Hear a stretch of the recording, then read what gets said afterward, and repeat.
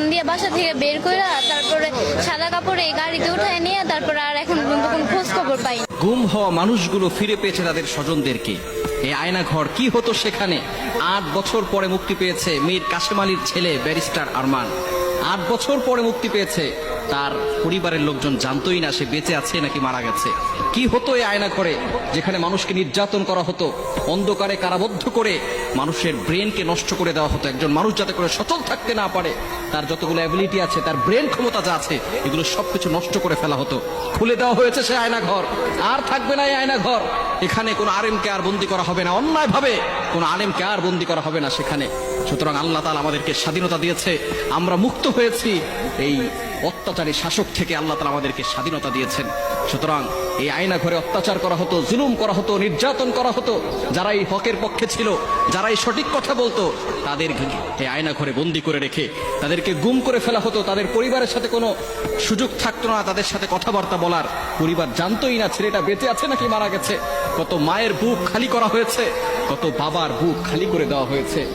একটু চিন্তা করে দেখেন, এই যে জুলুম করেছে, এই জুলুম আল্লাহ তাআলা সহ্য করতে পারে নাই। কত নিরীহ মানুষগুলোকে এভাবে কারা বন্ধ করে দুনিয়া থেকে বিদায় করে দিয়েছে। আল্লামা সাইদ রহমতুল্লাহ আলাইহি, তাকেও কারাবদ্ধ করে দুনিয়া থেকে বিদায় করে দেওয়া হয়েছে। তিনি শেষ বিদায়ের যে হাসিটা দিয়েছিলেন, আজকে যদি তিনি বেঁচে থাকতেন তাহলে তিনি আবারও সেই হাসিটা দিতে পারতেন। যারা এভাবে মারা যায় ইসলামের জন্য, যারা এতদিন আয়না ঘর ছিল গুমের শিকার পরিবারদের মুখে মুখে, কিন্তু সেই আয়নাঘর থেকে মানুষ ফিরে আসার পর এখন হঠাৎ নিখোঁজ হওয়াদের নতুন ঠিকানা কচুক্ষেত। বুধবার অনেক ভুক্তভোগী পরিবারের স্বজনদের খোঁজে আসেন আয়নাঘরের সামনে। সাবেক প্রধানমন্ত্রী শেখ হাসিনার সরকারের পতনের পর গেল 16 বছরে গুম হওয়া মানুষদের খুঁজতে হঠাৎ করে আলোচনায় আসে আয়নাঘরের। মঙ্গলবার সেখান থেকে মুক্তি পান প্রায় 2 শতাধিক মানুষ। বুধবার রাজধানীর বিভিন্ন জায়গা থেকে গুমের শিকার পরিবারের সদস্যরা হাজির হতে থাকেন কচুক্ষেত এলাকায়। সকালেই খবর মেলে ইউপিডিএফ এর নিখোঁজ নেতা মাইকেল চাকমাকে আয়নাঘর থেকে মুক্ত করে পরিবারের কাছে ফিরিয়ে দেওয়া হয়েছে। এরপর ভিড় বাড়তে থাকে সেখানে। কারো ভাই নিখোঁজ, কারো বা স্বামী। আমার হাজবেন্ডে মানে 2012 সেপ্টেম্বরের 30 তারিখে সন্ধ্যাবেলা মানে বিকালবেলা 5টার দিকে ফোন দিয়ে আনছে স্যাম্পল দেখাইবো কইয়া। অস্ত্র টস্ত্র বাসায় সবার ঠেকাইয়া তারা আইনের লোক বলছে যে আইনের লোক তারা, হ্যাঁ আইনের লোকই ছিল, কাটবো দিছে বলছে আমরা আগে থেকে আসছি। বাবাকে ফোন দিয়ে বাসা থেকে বের করে তারপরে সাদা কাপড়ে গাড়িতে উঠায় নিয়ে তারপরে আর এখন পর্যন্ত কোনো খোঁজ খবর পাই না।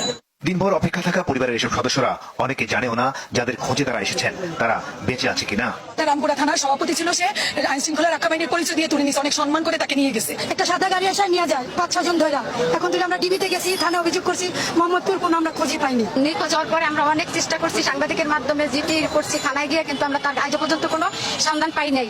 তবে এখান থেকে কাউকে সরাসরি হাতে তুলে দেওয়া হয়নি। যারা এখান থেকে মুক্ত হয়েছেন সকলকে বাড়িতে পৌঁছে দেওয়া হয়েছে।